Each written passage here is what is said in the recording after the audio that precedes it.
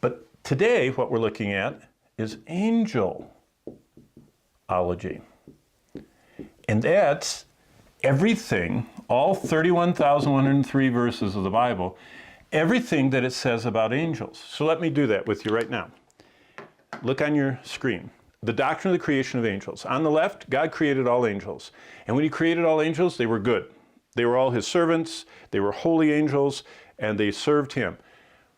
But somewhere after the last day of creation, after the sixth day, just before God rests on the seventh, somewhere after the sixth day, God declares on the sixth day of creation, now we're in Genesis 2, that everything he made was good.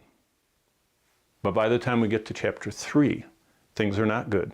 Look what happens on your chart.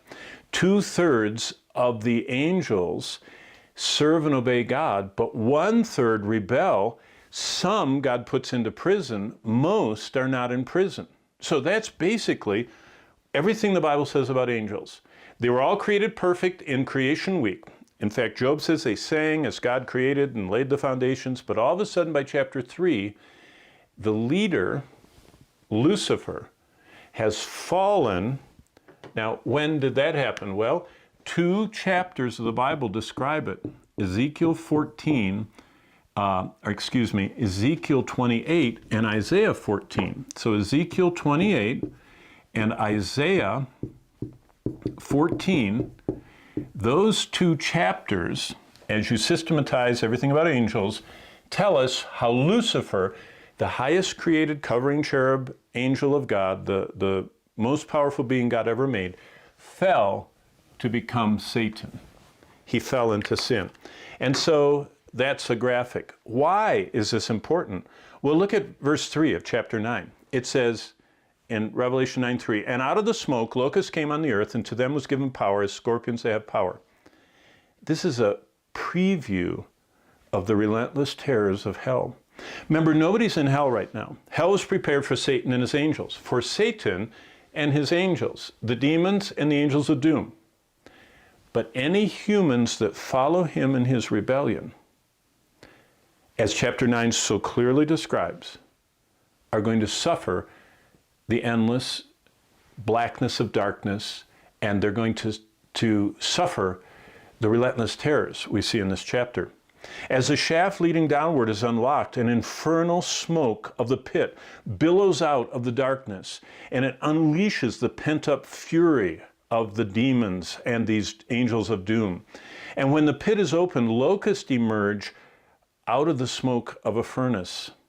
This destructive imagery is something that everybody in the ancient world would have thought of, because the ancient world was plagued by locusts. Locusts were unstoppable. I'm talking about the insect locusts.